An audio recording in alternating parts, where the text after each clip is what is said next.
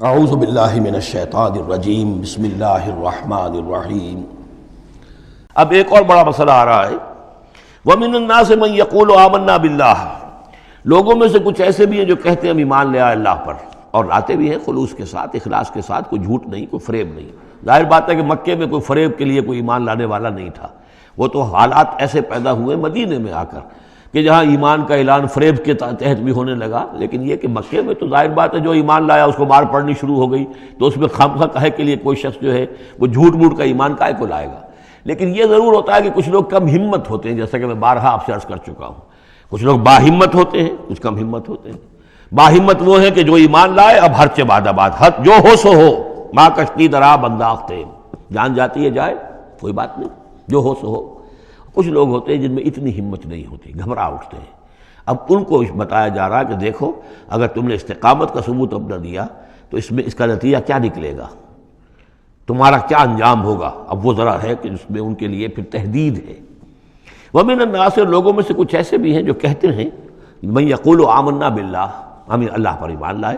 فَإِذَا أُوذِيَ فِي اللَّهِ، جب اللہ کی راہ میں اللہ کی توحید کو ماننے کی وجہ سے ان کو ایذا پہنچائی جاتی ہے، پرسیکیوٹ کیا جاتا ہے، انہیں ٹارچر کیا جاتا ہے، جعل فتنة الناس كعذاب اللہ، تو وہ لوگوں کی طرف سے ڈالی ہوئی فتنے کو، آزمائش کو، یہ ایسے اس سے گھبرا اٹھتے ہیں جیسے اللہ کے عذاب سے گھبرانا چاہیے۔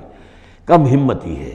وَلَئِن جَاءَ نَصْرٌ مِّن رَّبِّكَ، اور اے نبی اگر آپ کے رب کی طرف سے مدد آ جائے، صورتحال تبدیل ہو جائے، فتح آپ کو مل جائے، حالات اچھے ہو جائیں، لَيَقُولُنَّ إِنَّا كُنَّا مَعَكُمْ، اس وقت پھر یہ کہیں گے کہ ہم بھی تو آپ کے ساتھ ہی تھے۔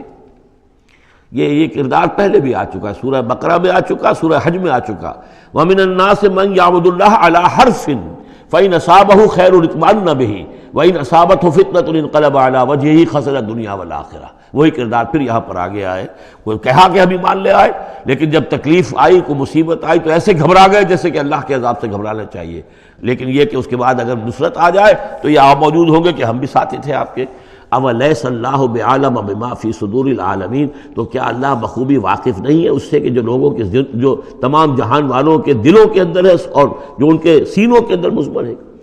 وَلَيَعْلَمَنَّ اللَّهُ الَّذِينَ آمَنُوا وَلَيَعْلَمَنَّ الْمُنَافِقِينَ، اور یقیناً اللہ ظاہر کر کے رہے گا سچے اہل ایمان کو اور ظاہر کر کے رہے گا منافقین کو۔ گویا کہ یہ شکل جو ہے یوں سمجھیے یہ وہ روگ ہے کہ یہ اگر بڑھ گیا، تم نے ابھی نپ دی ایول ان دی بڈ، ابھی فوری طور پر اس کی اصلاح کر لو، فوری طور پر علاج کر لو۔ ابھی ٹی بی کا تمہیں انفیکشن ہوئی ہے، فرسٹ سٹیج میں ہے، علاج کر لو۔ لیکن اگر کہیں تم نے اس وقت پرواہ نہ کی اس کی اور یہ مرض بڑھ گیا تو یہ منافقت تک لے جائے گا تمہیں، اللہ تعالیٰ پھر کھول دے گا کہ یہ منافقت ہے۔ تو یہ ہے اصل میں پورے مکی قرآن میں یہ ایک جگہ ہے جہاں لفظ منافقین آیا ہے، باقی کردار آیا ہے سورہ حج کے اندر بھی، لیکن وہاں لفظ منافق نہیں ہے۔ وَمِنَ النَّاسِ مَن يَعْبُدُ اللَّهَ عَلَىٰ حَرْفٍ فَإِنْ أَصَابَهُ خَيْرٌ اطْمَأَنَّ بِهِ وَإِنْ أَصَابَتْهُ فِتْنَةٌ انقلب عَلَىٰ وَجْهِهِ خَسِرَ الدُّنْيَا وَالْآخِرَةَ، لیکن یہاں کھول دیا گیا یہ کردار کس کا ہے، یہ تو پھر منافقت سے۔ وَلَيَعْلَمَنَّ اللَّهُ الَّذِينَ آمَنُوا وَلَيَعْلَمَنَّ الْمُنَافِقِينَ۔ اب ایک اور تیسرا پرابلم ہے، یہ تین پرابلم یہاں پر ٹیکل کیے گئے ہیں۔ وہ نوجوان جن کے والدین ان کے اوپر دباؤ ڈال رہے تھے، یا وہ کم ہمت لوگ جو ان ایذاؤں سے گھبرا رہے تھے، اور تیسرا یہ ہے کہ کچھ بزرگ لوگ بڑے مخلصانہ انداز میں آ کر کہتے ہیں نوجوانوں سے، کہاں اپنے برباد کر رہے ہو، کیریئر برباد کر رہے ہو، اچھے بھلے تعلیم حاصل کر رہے تھے، تم جا رہے تم کس کام میں پڑ گئے ہو، اب تمہاری تعلیم اس درجے کی نہیں رہی ہے، تمہارا کاروبار اچھا جا رہا تھا، کیریئر تھا، تمہارا پروفیشن بہت چمک رہا تھا، اور تم اس کام میں پڑ گئے ہو۔ دیکھو یہ تو ایک شخص نے تمہیں ورگلا دیا،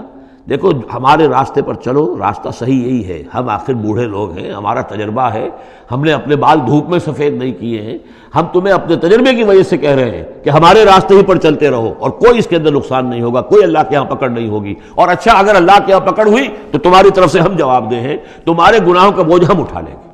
اب یہ گویا کہ نہایت ناصحانہ انداز، مخلصانہ انداز، بزرگانہ انداز، اس میں یہ بات کہی جاتی تھی۔ اب اس میں کیا کریں، اس کا جواب دیا گیا۔ وَقَالَ الَّذِينَ كَفَرُوا لِلَّذِينَ آمَنُوا اتَّبِعُوا سَبِيلَنَا، اور کہتے ہیں یہ کافر ان سے کہ جو ایمان لے آئے، ہمارے ہی راستے کی پیروی کرو، چلے آؤ انہی راستوں پر۔ وَلْنَحْمِلْ خَطَايَاكُمْ، ہم اٹھا لیں گے تمہاری خطاؤں کو، یعنی تمہاری خطاؤں کا بوجھ، تمہارے گناہوں کی سزا ہم بھگت لیں گے۔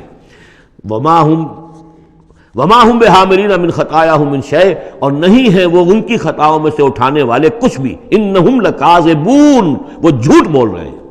وَلَا يَحْمِلُنَّ أَثْقَالَهُمْ وَأَثْقَالًا مَعَ أَثْقَالِهِمْ، البتہ وہ اٹھائیں گے لازماً. پھر دیکھیے وہ لَيَعْلَمَنَّ اللَّهُ الَّذِينَ آمَنُوا وَلَيَعْلَمَنَّ الْمُنَافِقِينَ، اور یہاں پھر وہ لفظ آیا وَلَا يَحْمِلُنَّ أَثْقَالَهُمْ، وہ لازماً اٹھائیں گے اپنے بوجھ بھی، اور یہ جو گمراہ کرنے کی کوشش کر رہے ہیں اس کی وجہ سے اپنے بوجھوں میں اضافہ کر رہے ہیں، وہ مزید بوجھ ہوں گے. لیکن اے نوجوانوں، اگر تم نے ان کی بات مان لی تو تمہارے بوجھ جو ہیں وہ نہیں رہ سکیں گے، وہ تمہیں کو اٹھانے پڑیں گے. وَلَا يُسْأَلُنَّ يَوْمَ الْقِيَامَةِ عَمَّا كَانُوا يَفْتَرُونَ، اور ان سے لازماً باس پرس ہوگی قیامت کے دن جو افتراء وہ کرتے رہے تھے، جو جھوٹ انہیں گھڑا تھا کہ ہم تمہارے بوجھ اٹھا لیں گے، جبکہ لا تزر وازرۃ وزر اخری، قیامت میں کوئی نہیں ہے جان جو کسی دوسرے کا بوجھ اٹھا لے. یہ 13 آیات، بلکہ یہ کہ اگر حروف مقطعات نکال دے تو 12 آیات، یہ میں سمجھتا ہوں کہ کسی بھی انقلابی اسلامی تحریک کے کارکن کے لیے یہ حرز جان بننے والی آیات ہیں، کہ یہ معلوم ہے کہ اس کے ذہن میں، اس کے شعور میں پیوست ہو جائیں، جیسے کہ پتھر پر کھود دیا جائے اس طرح نقش ہو جائیں. صدق اللہ العظیم.